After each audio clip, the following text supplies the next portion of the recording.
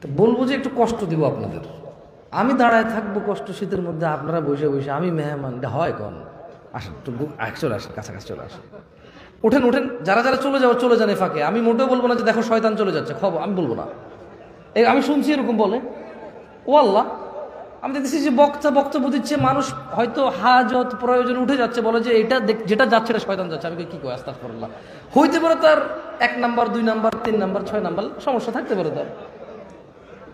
তো এই যে দেখছেন লোকগুলো মাশাআল্লাহ কি সতেজ হয়ে গেছে। না আসলে কষ্ট দেব না আপনাদের। আউযু বিল্লাহি মিনাশ শাইতানির রাজীম। قال الله جل وعلا يا أيها الذين آمنوا اتقوا الله حق تقاته ولا تموتن إلا وأنتم مسلمون। আল্লাহ কোরআন কারীমে বলছে যে হে তোমরা যারা ঈমান এনেছো, তোমরা আল্লাহকে ভয় করো অথবা আল্লাহর তাকওয়া অবলম্বন করো। কতটুকু? হাক্কা তুকাতিহ, যতটুকু ভয় পাওয়া উচিত আল্লাহকে ততটুকু ভয় পাও। ওয়ালা তামুতুন্না ইল্লা ওয়া আনতুম মুসলিমুন, তোমরা মুসলমান হওয়া ছাড়া মরিও না। তার মানে এই পৃথিবীবাসীর মধ্যে আমরা মুসলমানের ঘরে জন্ম নেব, মুসলমান জন্ম দিব, মুসলমানের সমাজে বসবাস করব, নিজে মুসলিম সোসাইটি ক্রিয়েট করব।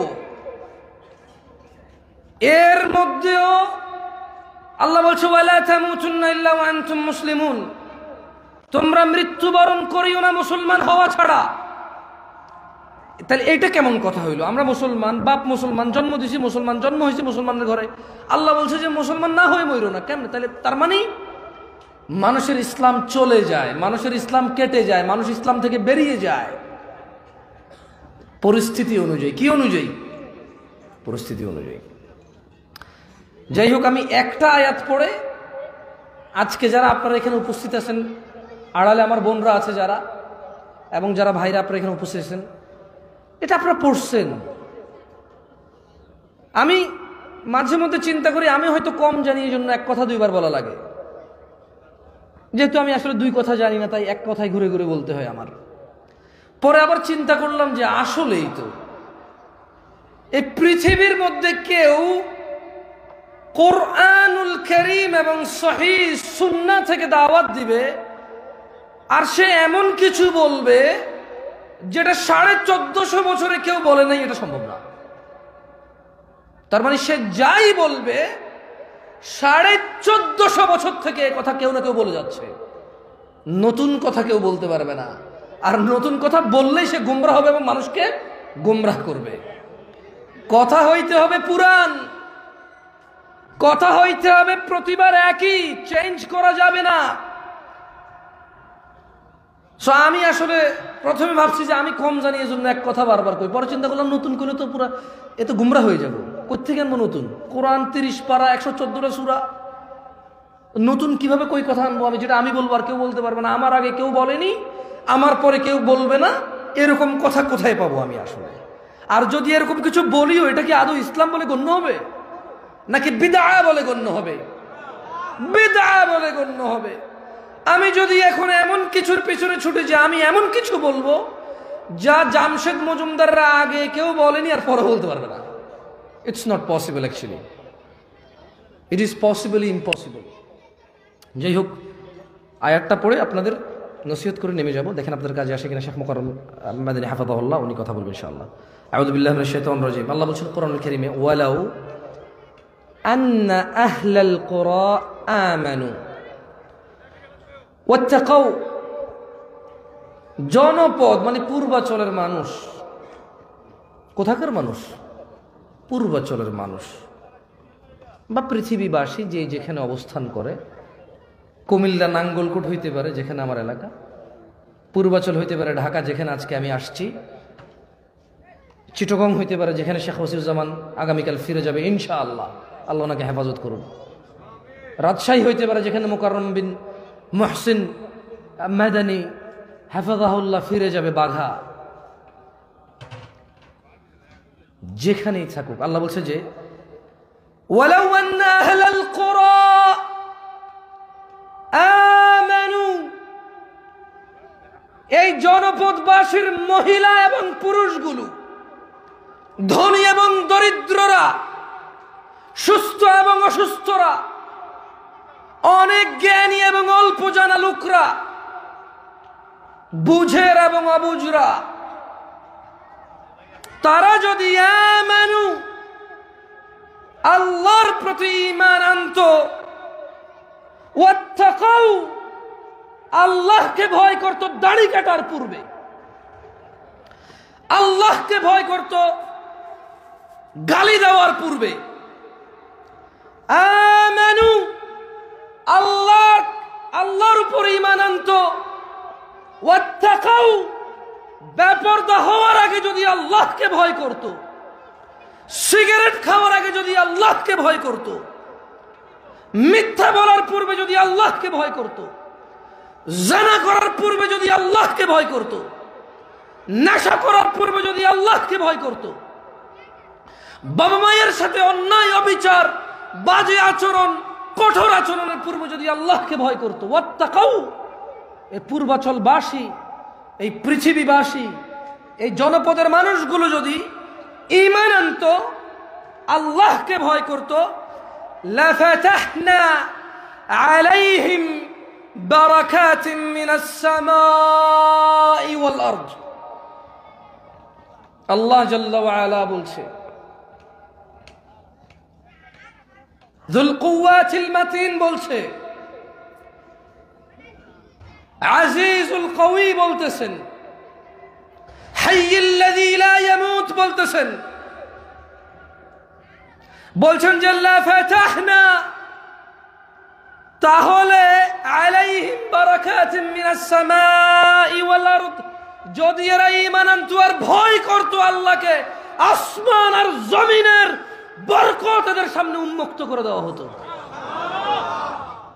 এরা মাটি ধরলে স্বর্ণ হয়ে যেত, এরা ফসল বুনলে ফসলে বাম্পার হয়ে যেত, এরা পানির প্রয়োজনে জমিনে মাটিতে কূপ দিলে পানি বের হইত, এরা যখন খরায় মাটি ফেটে গেছে এরা বৃষ্টির কামনা করলে বৃষ্টি আসতো, এদের মাটিতে যদি পানি প্রচুর জমে গেছে ফসল নষ্ট হয়ে যাবে, এটা যদি ওরা আফসোস করতো আর আল্লাহর প্রতি আস্থা ভয় রাখতো, এই পানি নিষ্কাশন হয়ে যেত, এদের বাচ্চা কাচ্চা মানুষ হইতো, এদের বাচ্চা কাচ্চা মানুষ হইতো, এদের বাচ্চা কাচ্চা মানুষ হইতো, যে দুনিয়া ও আখিরাতে ওর কল্যাণে আসতো।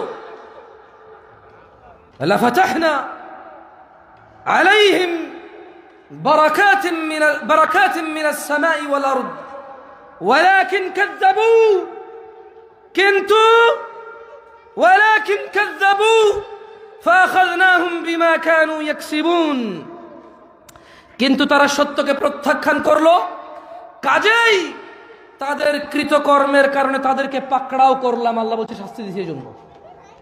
যদি ঈমান আনতো, ভয় পাইতো, কি আনতো,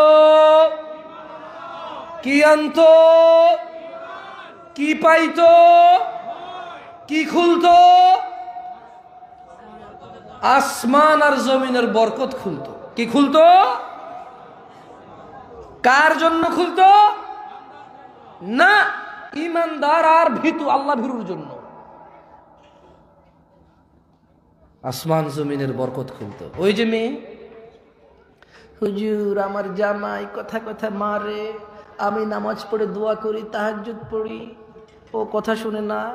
প্রথম 2 বছর খুব ভালো ছিল, আমার শাশুড়ি এটা সেটা বলতো, তারপর ও আমাকে সাপোর্ট দিত। এখন হুজুর হঠাৎ করে দেখি ওর ফেসবুকে আরেক মেয়ের সাথে কথা বলে।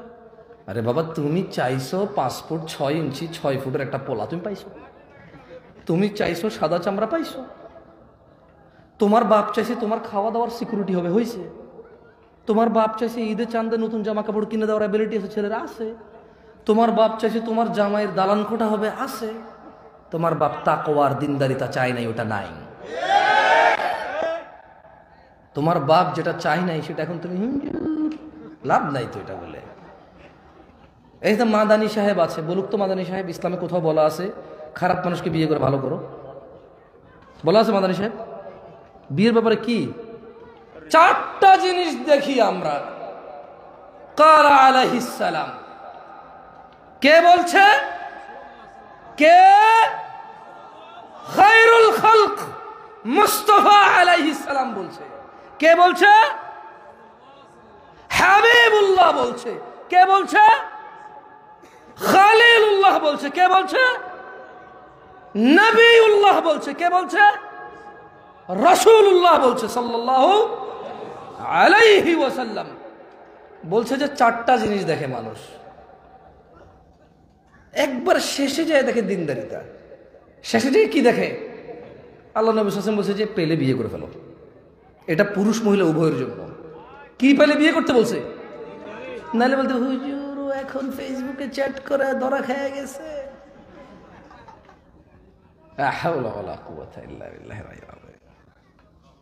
ওই মেয়ে মনে করে এই ছেলে যখন এই মেয়ের সাথে কথা বলে বিয়ে করে নাই, এটা হচ্ছে প্রেম। ওরে বিয়ে করার পরে আরেক মেয়ের লোক কথা বললে ওটা হলো পরকীয়া। এটা কিন্তু দুই রকম বিচার হলো জিনিসটা। এটা ওই প্রেমিক পুরুষের উপরে জুলুম। ওই পুরুষ যদি এখন প্রশ্ন করে তোমার বিয়ে না করে কথা বললাম কইলে ভালোবাসা, ওই মেয়ের বিয়ে না করে কথা কই তুমি কও জেনা আর পরকীয়া, কেন? ওই মেয়ের তো বিয়ে করা যায়, আমার তো আরো 3টা অপশন আছে। সো প্রথমে 4টা অপশন ছিল, when I book to you there is still 3 left, ঠিক না? আল্লাহ আমাদেরকে বোঝার তৌফিক দান করুক। যাই হোক, আমি আর বক্তব্য লম্বা করবো না। আমি বক্তব্য দিলে আয়োজকদের বিরুদ্ধে যায়, আমি ভয় পাই না, যায় আসে না। কি করবে? আমি কি ওয়াজের জন্য বসে আছি? ফেসবুক খুলবো, আসসালামু আলাইকুম ওয়া রাহমাতুল্লাহি ওয়া বারাকাতুহু, আলহামদুলিল্লাহ ওয়াসসালাতু ওয়াসসালামু আলা রাসূলিল্লাহ। 200 মানুষ আছে, 2 ঘন্টা পরে দেখবো যে 50,000 হয়ে গেছে। আলহামদুলিল্লাহ। কাজ কি? দাওয়াত পৌঁছানো। কাজ কি? পূর্বাচলে এসে দাওয়াত দিতে হবে, ফরজ আমার উপরে। বরিশাল যায় দাওয়াত দিতে হবে, ফরজ আমার উপরে। হ্যাঁ ফরজ আমার উপরে। কি দাওয়াত দেওয়া ফরজ না বরিশাল দেওয়া ফরজ? দাওয়াত দেওয়া ফরজ নাকি টাঙ্গাইল যায় দাওয়াত দেওয়া ফরজ? টাঙ্গাইল কালকে বলেছি, গতকাল না উস্তাদ, গতকালকে উস্তাদকে বলেছি যে আমি যদি ঢাকায় থাকি ইনশাল্লাহ আসতেছি। এখানে নাম থাকা লাগতে হবে আমার, মানে আমার আলহামদুলিল্লাহ। চিনে গেছেন না আপনারা? আপনারা তো বুঝছেন যে এই লোক আইসে কথা কইব, হয়েছে তো। একবার নাম উপরে নিচে মধ্যখানে থাকতে হবে জরুরি? আমি পূর্বাচল আসতে হবে জরুরি না আমার? আমি নাঙ্গল করেছিলাম, সেখানে কথা বলেছি। আমি চট্টগ্রাম বিশ্বকরণে ছিলাম, সেখানে কথা বলেছি রাস্তায়। কিছুদিন আগে আমি ব্রেভারলি হিলে ছিলাম, চিটাগং 1 মাসের মতো ছিলাম, সেখানে আমি কথা বলেছি রাস্তায়। আমার স্টেজ আর মাইক লাগবে না তো। আমার উপরে জিম্মেদারি হচ্ছে যেখানে থাকবো তা'মুরুনা বিল মা'রুফ ওয়া তানহাউনা আনিল মুনকার, ভালো কাজের আদেশ দেব, অসৎ কাজের নিষেধ করবো যথাসাধ্য, নিজেও মেনে চলবো, নিজেও। এটাই তো। সো এখন এবার আসি আসল কথা। এগুলো কেন কইছি? হ্যাঁ, মাহফিল কমিটি টাকনুর নিচে প্যান্ট, ওই পুরো এলাকার সবাইকে হেদায়েত করতে চায় নিজেকে ছাড়া। 20 বছর মাহফিল করে, দাড়ি কাটে, লজ্জা লাগে না? আর লজ্জা বাদ দিলাম, লজ্জা কেন হতে? এটা গুনাহ। ভয় পাওয়া উচিত, ভয় পাওয়া উচিত আল্লাহকে। মসজিদের নিচে এদেশে মেমোরি কার্ডের দোকান দেখছি আমি 10 বছর আগে, মানে গান লোড করে, গান। মসজিদের নিচে দোকান, মানে নিচতলা দোকান, উপরতলা মসজিদ। তাহলে ওই গান বাজনা লোড করা ছেলের হিদায়েত কোথায় বলেন? কঠিন না? কঠিন না? তো ওয়াজের আয়োজক, মাদ্রাসার দাতা, মসজিদের মুতাল্লি যদি দাড়ি কাটে, সুদ খায়, ঘুষ খায়, মিথ্যা কথা বলে, মারামারি করে, কাটাকাটি করে, নামাজ না পড়ে, তাহলে ওর হিদায়েত কত কঠিন।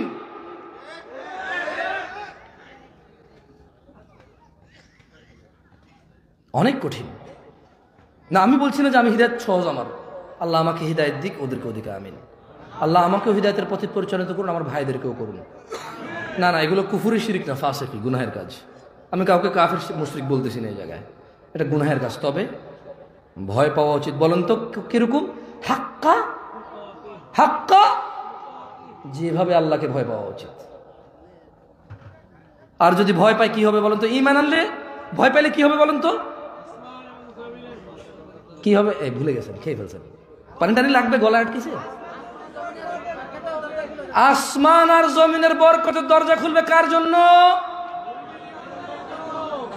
ঈমানদার এবং আল্লাহ ভীরুর জন্য। আকুলু কওলি হাযা ওয়াস্তাগফিরুল্লাহ লি ওয়া লিসাইরিল মুমিনিন ফাস্তাগফিরু ইন্নাহু হুয়াল গফুরুর রহিম। আমি আল্লাহর কাছে আমার জন্য ক্ষমা চাচ্ছি, আপনাদের জন্য ক্ষমা চাচ্ছি, আপনারা নিজের জন্য ক্ষমা চান, আমার জন্য ক্ষমা চান আল্লাহর কাছে। সুবহানাকাল্লাহুম্মা ওয়া বিহামদিকা আশহাদু আল্লা ইলাহা ইল্লা আনতা আস্তাগফিরুকা ওয়া আতুবু ইলাইক। আসসালামু আলাইকুম ওয়া রাহমাতুল্লাহ। বসেন, শেখ কথা বলবে।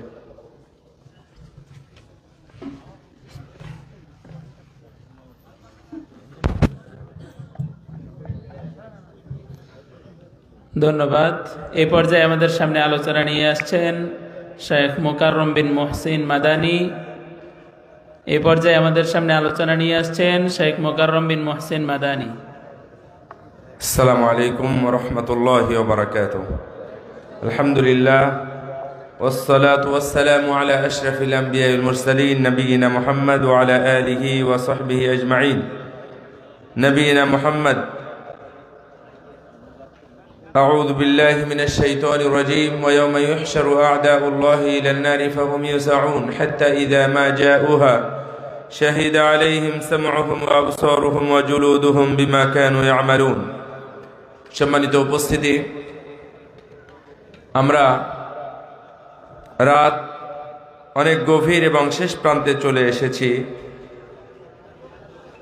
কিয়ামতের ময়দান আমাদের জন্য বহুত কঠিন, কিন্তু একটা জিনিস দেখেন, যখন আপনি ঘুমাচ্ছেন আপনার পাশের মানুষ স্বপ্ন দেখতেছে, ও স্বপ্নে অনেক কিছু দেখে, ভয় পায়, ঘেমে যায়, ও দৌড়াচ্ছে, হয়তোবা তাকে বাঘ ভাল্লুক তাড়া করেছে, কোনো সাপে তাড়া করেছে, কিন্তু পাশেই যে বসে আছে সে কিছুই বুঝতে পারতেছে না, অথবা শুয়ে আছে সেও জানে না যে ভয় পাচ্ছে। কিয়ামতের মাঠটা এমন হবে, জাহান্নাম কঠিন আওয়াজ করবে, কাফের, বেঈমান, পাপী, মুনাফিক, সুদখোর, ঘুষখোর, যারা বেহায়া, বেপরদা, এরা ঠিকই ভয় পাবে, কিন্তু মুমিনরা ভয় পাবে না, একই মাঠে অবস্থান করার পরেও। আবার দেখেন, একই মাঠে অবস্থান, সূর্য অর্ধ হাত উপরে থাকবে, এটাও ঠিক, কিন্তু এদের মধ্যে এই সূর্যের তাপ যারা পাপী তাদের লাগবে, আর যারা মুমিন এই সূর্যের তাপ কিছুই করতে পারবে না। সুবহানাল্লাহ।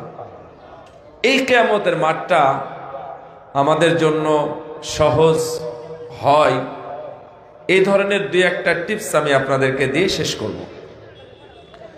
আল্লাহর প্রশংসা আদায় করছি সুন্দর একটি আয়োজনের। আলহামদুলিল্লাহ। দরুদ ও শান্তির ধারা বর্ষিত হোক মুহাম্মদ রাসূলুল্লাহ সাল্লাল্লাহু আলাইহি ওয়াসাল্লামের প্রতি। ভাইরা আমার, কিয়ামতের মাঠে আল্লাহ রাব্বুল আলামিন সব অপরাধীদেরকে এক জায়গায় করবেন। তার মানে সবাইকে নয়, শুধু অপরাধীদেরকে এক জায়গায় করবেন। লাইন ধরে দাঁড় করানো হবে, যারা বেনামাজি, বেরোজাদার, যারা বেপর্দা, যারা জালেম, যারা সুদখোর বা ঘুষখোর, যারা হারামখোর, যারা জালেম, তাদেরকে আলাদা আলাদা লাইনে দাঁড় করানো হবে। আপনি কি এই লাইনে থাকবেন? আপনি কি এই লাইনে থাকবেন? আচ্ছা, আপনারা এতদিন জানেন যে সেদিন হাত, পা, চোখ, কান, অঙ্গ প্রত্যঙ্গ, এমনকি চামড়া পর্যন্ত সাক্ষী দিবে, দিবে না? শোনেন, যাদের চামড়া সাক্ষী দিবে, পক্ষে দিবে না বিপক্ষে দিবে? বিপক্ষে দিবে। যাদের মুখগুলো বন্ধ করা হবে, তারা বিপক্ষে সাক্ষী দেওয়ার জন্য মুখ বন্ধ করা হবে। যাদের মুখ বন্ধ, হাত, কান, চোখ, এগুলো যারা সাক্ষী দিবে, তারা সবাই বিপদে পড়বে, একজনও পার পাবে না। তার মানে যারা মুমিন তাদেরকে আল্লাহ মুখ বন্ধ করবেন না। যারা মুমিন তাদের কাছ থেকে, তাদের হাত, পা, চোখ, কান থেকে সাক্ষীও নেবেন না। এমনকি যারা মুমিন, আল্লাহ রাব্বুল আলামিন তাদের জন্য কোনো অডিও, ভিডিও, কোনো পিকচার অথবা ডকুমেন্টারি কোনো কিছুই প্রকাশ করবেন না। সুবহানাল্লাহ। তার মানে এতদিন আপনি যেটা জেনে এসেছিলেন, আমাদের হাত সাক্ষী দিবে, আমাদের পা সাক্ষী দিবে, আমাদের এই চামড়া সাক্ষী দিবে। আরে সাক্ষী দিবে তখনই যখন আপনি অস্বীকার করবেন। তো আপনি মুমিন হয়ে আল্লাহর সামনে আল্লাহর প্রশ্নকে ডিনাই করা, অস্বীকার করা, অথবা আপনি কি মিথ্যা বলে অস্বীকার করবেন নাকি সত্যটা বলবেন? ছোট্ট একটা চিত্র উল্লেখ করি। আল্লাহ দুইজন মানুষকে ডাকবেন। সেই হাদিস আবু দাউদের মধ্যে আসছে। রাসূল সাল্লাল্লাহু আলাইহি সাল্লাম বলছেন, একজন মানুষকে ডাকা হবে, খাতা দেখানো হবে, এটা কার? তখন বলবে যে এটা আমার খাতা না, অথচ তার নাম লেখা আছে।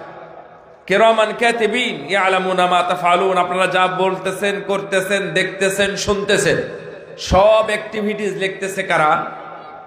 ফেরেশতারা লেখে না? এই ফেরেশতাকে অরিজিনাল খাতা সহ ডাকা হবে। জিজ্ঞেস করা হবে যে ফেরেশতারা যেটা লিখেছে এটাও কি তোমার খাতা না? বলবে যে না, এই খাতা আমার না, কারণ এর ভিতরে পাপগুলো আমার না, নামটা ভুল আছে, পাপী, তাওহীদ ছিল না, এই জন্য এই কথাগুলো বলবে। আল্লাহ তার মুখ বন্ধ করে সব সাক্ষীগুলো নিয়ে নেবেন, এর পরেও অস্বীকার করবে, মুখ খুলে দেওয়ার পরে অস্বীকার করবে। আল্লাহ রাব্বুল আলামিন তখন বলবেন, ওয়া কুল্লা ইনসানিন আলজামনাহু তায়রাহু ফি উনুকি ওয়া নুখরিজু লাহু ইয়াওমাল কিয়ামাতি কিতাবান ইয়ালকাহু মানশুরা। আল্লাহ রাব্বুল আলামিন ওই চিত্রটা বলতেছেন, আমি কিয়ামতের দিন, সেই দিন প্রত্যেক মানুষের গলায় যে মেমোরি কার্ড ঝোলানো ছিল, আমি সেই মেমোরি কার্ড থেকে অডিও ভিডিও সবগুলো বের করে ছড়িয়ে দিব আর বলবো, ইকরা কিতাবাকা কাফা বিনাফসিকা আল-ইয়াওমা আলাইকা হাসিবা। এবার তোমারটা তুমিই পড়ো, তোর অপরাধী তোরটা তুই পড়। তাদেরকে জাহান্নামে নিক্ষেপ করা হবে। কিন্তু এর মধ্যেই এই চিত্রের এক অংশের দ্বিতীয় অংশ হলো, আল্লাহ যখন মুমিন ব্যক্তিকে ডাকবেন তখন বলবেন এটা কার? মুমিন ব্যক্তি বলবে যে না, এটা আমার। আল্লাহ রাব্বুল আলামিন এইটা স্বীকার করার সঙ্গে সঙ্গে পুরস্কার দিয়ে দিবেন। কে পুরস্কার দিবেন? পুরস্কার দিবেন কে? আল্লাহ। পুরস্কারটা হলো একটা ছোট্ট কার্ড বা কাগজ বা চিরকুট আল্লাহ দিয়ে বলবেন, এটা নেকির পাল্লায় রাখো। রাখার সঙ্গে সঙ্গে নেকির পাল্লা ভারী হয়ে যাবে। সুবহানাল্লাহ। এটা কি আছে? কালেমা শাহাদত। বলেন তো, আশহাদু আল্লা ইলাহা ইল্লাল্লাহু ওয়া আশহাদু আন্না মুহাম্মাদান আবদুহু ওয়া রাসূলুহু। এই লেখা সম্বলিত চিরকুটটা নেকির পাল্লায় রাখার সঙ্গে সঙ্গে নেকির পাল্লা ভারী হয়ে যাবে। এটা হচ্ছে কিয়ামতের ময়দানে পার হওয়ার ছোট্ট এবং সবচেয়ে মজাদার উপযুক্ত একটা টেকনিক। কালেমা শাহাদতের উপরে আমল থাকতে হবে, মানে তাওহীদ থাকতে হবে। আপনাদের মধ্যে তাওহীদ আছে? তাওহীদ কয় প্রকার? কয় প্রকার? 3 প্রকার। আবু জেহেল, আবু লাহাব তাওহীদ মানতো? তাওহীদ মানতো না? মানতো। সবই মানতো নাকি কিছু মানতো? কিছু মানতো, কিন্তু তাওহীদে উলুহিয়াটা মানতো না। মানে কবর পূজাও চলবে, ইবাদতও চলবে। এটা হচ্ছে জাহেলি বা আবু জাহালদের নীতি। পীর পূজাও চলবে, আবার ইবাদতও চলবে। এটা হচ্ছে উতবা সাইবাদের নীতি। কারণ তারা আল্লাহকে বিশ্বাস করত।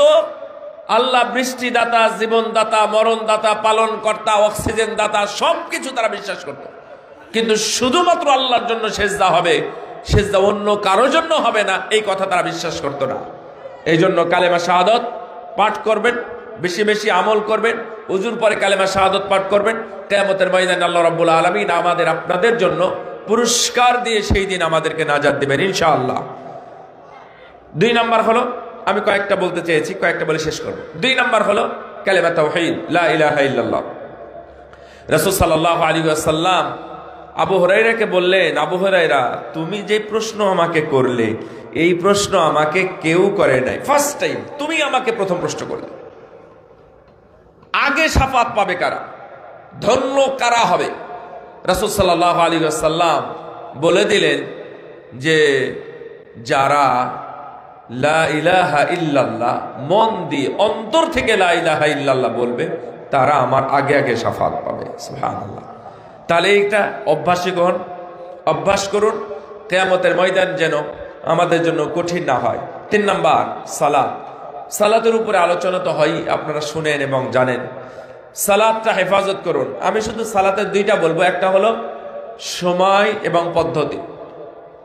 সময়ের ব্যাপারে আমাদের গড়িমসি অনেক আছে, এই গড়িমসি ছেড়ে দিন, আর পদ্ধতিটা ঠিক রাখুন। রাসূল সাল্লাল্লাহু আলাইহি ওয়াসাল্লামের পদ্ধতি ছাড়া এই সালাত দিয়ে আপনি সেদিন পার হতে পারবেন না, এই সালাত আপনাকে পার করবে না। যদি রাসূলের পদ্ধতি ঠিক না থাকে তাহলে এই সালাত আল্লাহর কাছে গ্রহণযোগ্য হবে না। এই জন্যই সালাতের পদ্ধতিটা ঠিক করুন, সময়টাও ঠিক করুন। জোহরের প্রায় 3 ঘন্টা সময়, 3 ঘন্টা সময়ের মধ্যে প্রথম 1 ঘন্টা 1.5 ঘন্টার মধ্যেও আপনি আদায় করতে পারেন নাই, 1:30টার পরে 2:45, 2:00, 2:30টায় গিয়ে আপনি জোহর আদায় করতেছে, কতদিন পড়বেন? আর কতদিন গ্রহণযোগ্য হয় সেটা? 1 দিন 2 দিন হতে পারে, 5 দিন হতে পারে। 36 বছর ধরে মেয়েদের বিয়ে হয়েছে, সেই 36 বছর আগে ওই স্বামীর ব্যস্ততার অজুহাতে জোহরের সালাত দেরি হতো, দুপুরে রান্নার অজুহাতে জোহরের সালাত দেরি হতো। আজকে 38 বছর পরেও কিভাবে জোহরের সালাত দেরি হয়? মা বোনেরা সালাত ঠিক করে নেবেন। সালাতের সময় যখন পুরুষ ফজরে মসজিদে যাবে ঠিক তখনই আপনাকে উঠতে হবে। যদি আগে না উঠেন অন্তত ফজরের আজানের সময় উঠতে হবে। ফজরের আজানে উঠে সালাত আদায় করে যদি ঘুমাতে চান তাহলে ঘুমাবেন, যদিও মুমিনদের উচিত না ঘুমানো। কখন ঘুমাতে হয়? ফজরে কেউ যদি ঘুমাতে চায় সূর্যোদয়ের পরে। মাশাআল্লাহ, এটা জানেন আপনারা, সূর্যোদয়ের পরে ঘুমাতে হয়, তার আগে ঘুমানো উচিত নয়, কারণ তখন উম্মাতের জন্য বারাকা দেওয়া আছে। যাই হোক, আমি বলছিলাম সালাত। 3 নাম্বার হলো সালাত যদি ঠিক করেন তাহলে কিয়ামত খুব সুন্দরভাবে পার হবে। 4 নাম্বার, আমাদের ভাই ওয়াসিউজ্জামান উনি বলতেছিলেন, এই 4 নাম্বারটা হলো এটা, কিয়ামতের ময়দানে যদি বোনের হিসাব ঠিক না দিতে পারেন তাহলে কিয়ামতের ময়দানে আপনি সামনে যেতে পারবেন না। একই মানের হাদিস, মনে রাখবেন। সালাত ঠিক তো সব ঠিক, সর্বপ্রথম হিসাব নেওয়া হবে সালাতের, সর্বপ্রথম হিসাব নেওয়া হবে রক্তের, সর্বপ্রথম হিসাব নেওয়া হবে রক্তের, জমি জায়গার, আপনার বংশীয়। ওই যে বলে না, বোন কত টাকার মালিক হলে আপনাকে এমনিতে দিবে? যদি 2-4 হাজার কোটি টাকার মালিক হয়, তারপরেও কি কোনো ধনী আপনাকে পকেট থেকে বের করে 1 কোটি টাকা আপনার হাতে এমনিতে দেয়? তাহলে বোন আপনাকে কেন দেয়? বুঝেন না এটা? এই হিসাব যদি ঠিক না করেন, আর এটা বোনের হিসাব ফ্রি দিলেও নেওয়া যাবে না, এটা মনে রাখবেন মাথা, একবারে ফ্রি দিলেও নেওয়া যাবে না। বোন যদি আপনাকে বলে যে ভাই আমার জমি আছে ওখানে 3 বিঘা, আমি তোমাকে ফ্রি দিয়ে দিলাম, বাবার সম্পত্তি আমি নিব না, ভাই নিতে পারবেন না, ওটা আপনার জন্য জায়েজ না। হ্যাঁ, আপনি যদি ভিক্ষুক হন আর আপনার বোন যদি রাজা বাদশাহ হয়ে যায় তাহলে উনি দিলে নিবেন, তবে ওইটা নয়, অন্যটা দিবেন। তো বোন দিবে, ঠিক আছে, তাহলে আপনার বাড়ি থেকে আপনার স্বামীর সম্পদ, তোমার স্বামীর সম্পদ আছে সেটা দাও, সেটা আমি নিব, তোমার সম্পদ আমার জন্য নেওয়া বৈধ নয়। রক্তের হিসাব করতে হবে। 4 নাম্বার। 5 নাম্বার, বন্ধু ভালো গ্রহণ করতে হবে। কোরআনে অনেক আয়াত আছে, হাদিসের মধ্যে অনেকগুলো হাদিস আসছে যে ভালো বন্ধু থাকলে কিয়ামতের দিন সোজা সুন্দরভাবে পার হওয়া যায়। সেজন্য ভালো বন্ধু গ্রহণ করেন। আমাদের যে বন্ধুগুলো সব টাকাওয়ালা, পয়সাওয়ালা, কেউ সুদখোর, কেউ ঘুষখোর, কেউ বেনামাজি, কেউ বেরোজাদার, কেউ বেহায়া, কেউ নোংরা, কেউ নষ্টা, কেউ বেপর্দা। এই বেপর্দাদের সাথে এবং বিলবোর্ডে যে সুন্দরী নষ্টা মেয়েদের ছবি থাকে, এদের সাথে আমাদের বন্ধুত্ব এবং ভালোবাসা। 4 ধরনের মানুষের সাথে ভালোবাসা করা যায় না, মনে রাখবেন। যারা সৌন্দর্যের জন্য বন্ধুত্ব করে, টাকা পয়সার কারণে বন্ধুত্ব করে, বংশের কারণে বন্ধুত্ব করে, আর 4 নাম্বার হলো পদ বা পদবীর কারণে যারা বন্ধুত্ব করে, এই বন্ধুত্ব কোনোটাই চলবে না। শুধু আল্লাহর জন্য বন্ধুত্ব হতে হবে। এই বন্ধুত্ব যদি, এবং এখানে একটা মজার খবর আছে, এই খবরটা মানে এ ধরনের অনুষ্ঠান আয়োজন করে জানানো উচিত। আমাদের সবার মুখস্থ আছে, কিয়ামতের ময়দানে কি হবে না? কেউ কারো সাহায্যকারী হবে না, হবে? এটা নতুন ভাবে আপনারা জানবেন, কিয়ামতের ময়দানে সাহায্যকারী থাকবে, বন্ধুত্ব টিকে থাকবে, ওই বন্ধুত্ব যেটা তাকওয়ার উপরে বন্ধুত্ব হয়েছিল। এটা আল্লাহ আমাদের সুসংবাদ দিয়েছেন। আল্লাহ খিল্লাউ ইয়াউমাইযিন বা'দুহুম লিবা'দিন আদুউন ইল্লাল মুত্তাকিন। যদি আপনার বন্ধুত্ব তাকওয়ার উপরে হয়, ইসলামের কারণে হয়, আল্লাহকে ভালোবাসার জন্য হয়, তাহলে এই বন্ধুত্বটা দুনিয়াতে নয়, আপনাকে কিয়ামতের ময়দান, হাসর এবং জান্নাতের মধ্যেও দেখবেন আপনারা এই বন্ধুত্বের কারণে একত্রিত হয়ে গেছেন। সুবহানাল্লাহ। এবং এর উপরে সব মুফাসসিরগণ সুন্দর সুন্দর হাদিসগুলো এক জায়গায় জমা করেছেন। তিরমিজিতে হাদিসও আসছে যে বন্ধু বন্ধুর জন্য সুপারিশ করবে। বাপ না করুক, ভাই না করুক, মা না করুক, বন্ধুত্ব যদি হয় তাহলে আপনি পাবেন। যাই হোক, লাস্ট 6 নাম্বার, কোনো দিনই কোনোভাবেই বেদাত করা যাবে না। কিয়ামত হারানোর মানে একটা বড় একটা মাধ্যম হলো বেদাত করা। এই বেদাত, আলেমরা যদি কোনো কাজে কোনো ক্ষেত্রে যদি বেদাত বলে থাকে, এই কাজ থেকে বিরত থাকবেন। যদিও ভালো হয়, যদিও সুন্দর লাগে, যদিও আপনার কাছে মহাব্বতের, যদিও মিষ্টি, যাই হোক না কেন, বেদাত কোনোভাবেই করবেন না। কারণ রাসূল সাল্লাল্লাহু আলাইহি ওয়াসাল্লাম বলছেন, ইন্নী ফারাতুকুম আলাল হাউদ, আমি হাউজে কাউসারের নিকটে তোমাদের আগে আগে যাব। শোনো, তোমরা আমাকে পাবা না বিচারের ফায়সালার কাছে, মিজানের পাল্লাতে পাবা না, পুলসিরাতের কাছে পাবা না, আল্লাহর আরশের কাছে পাবা না, আরশের পায়ার নিকটেও পাবা না। আনাস, তুমি যদি আমাকে খুঁজো, যদি পেতে চাও, তাহলে আমার সাথে তোমাদের সর্বপ্রথম সাক্ষাৎ হবে হাউজে কাউসারের নিকটে। সুবহানাল্লাহ। আপনারা সাক্ষাৎ চান না? সাক্ষাৎ চান এবং পাবেনও যদি বেদাত মুক্ত থাকেন। আল্লাহ নবী বলছেন, আমি এই দুধের চাইতেও বেশি সাদা এবং মধুর চাইতেও বেশি মিষ্টি এই পানি পান করানোর দায়িত্ব একচ্ছত্র মালিকানা পেয়ে যাব আমি। সুবহানাল্লাহ। শুধু আমার উম্মতকে খাওয়ানোর জন্য 1000 বছর কেন, 50,000 বছরও যদি হয়, তাহলে এই পানি যারা পান করবে তারা আর শেষ পর্যন্ত তৃষ্ণার্ত হবে না। সুবহানাল্লাহ। ভাইরা আমার, কথা বললে বাড়তেই থাকবে। সো আপনারা কিয়ামতের জন্য প্রস্তুতি নেন। আপনারা একদিন ভূমিকম্প হয়েছে তাতেই বিচলিত হয়ে গেছেন, মুমিনরা তো বিচলিত হবে না। কি করবে বলেন তো? মাটি ফেটেও যদি নিচে চলে যায়, আপনি কি বাঁচতে পারবেন? চেষ্টা করলেও বাঁচতে পারবেন? তাহলে ঢাকা থেকে পালাচ্ছেন কেন? কে বলেছে আপনাকে কিয়ামত ঢাকাতেই হবে? জিলজাল তো ঢাকার মানুষ তো মরে নাই, মরেছে নরসিংদীর মানুষ। তাহলে ঢাকা থেকে পালাচ্ছেন কেন? শোনেন, এই ভূমিকম্প কিয়ামত, এই কিয়ামত থেকে পালানোর কোনো বুদ্ধি নাই, কেউ পালাতে পারবে না। মুমিনরা এটা ওয়েলকামলি রিসিভ করবে, তারা গ্রহণ করবে, সানন্দে গ্রহণ করবে, তারা মেনে নিবে। কারণ যখন কিয়ামত হবে, ভূমিকম্প হবে, এই পুরোটাই তো ভেঙে আমাদের উপর পড়ে যাবে। আমরা কেউ পালাতে পারবো? শহীদ হয়ে যাবেন ইনশাআল্লাহ। চাপা পড়ে মরবেন, শহীদ হবেন। পালানোর চেষ্টা করবেন কেন? হ্যাঁ, চেষ্টা করবেন না বলতে একবারই করবেন না তা নয়, এটা আমি বলি নাই যে আপনি ছেড়ে একবারে চলে যাবেন গাছের তলে, গাছই তো ভেঙে আপনার গায়ের উপর পড়বে, তখন কি করবেন?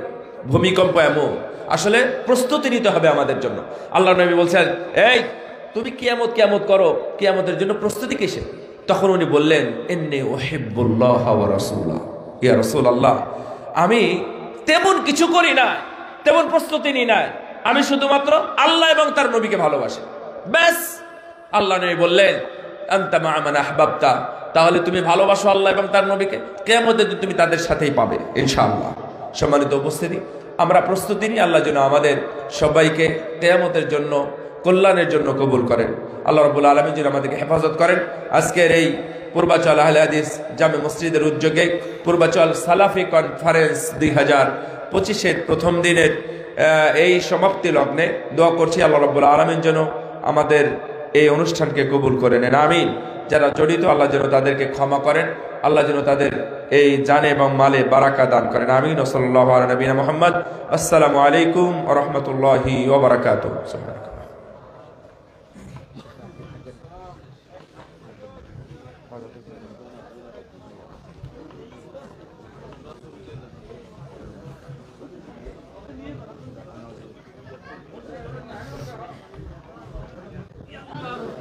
আসসালামু আলাইকুম ওয়া রাহমাতুল্লাহ। সম্মানিত উপস্থিতি, আমাদের প্রথম দিনের অধিবেশন আমরা এখানে শেষ করছি। আগামীকাল বাদ ফজর আমাদের এখানে দার্স অনুষ্ঠিত হবে। দার্স প্রদান করবেন শেখ ডক্টর জয়নাল আবেদিন বিন নোমান মাদানী, উনি বাদ ফজর আমাদের এখানে দার্স পেশ করবেন। দার্সের পরে আমরা নাস্তা গ্রহণ করব। নাস্তার পরে আবার সকাল 10টা থেকে আমাদের সেই নির্ধারিত সময়সূচি অনুযায়ী আমাদের সেই অনুষ্ঠান ধারাবাহিকভাবে চলবে ইনশাআল্লাহ। আপনারা সকলেই এখানে উপস্থিত থেকে দার্সে অংশগ্রহণ করবেন এবং আগামীকালকের পুরো সময় আপনারা এখানে উপস্থিত থাকবেন ইনশাআল্লাহ। এখন যারা দূর দূরান্ত থেকে এসেছেন, আপনারা মসজিদ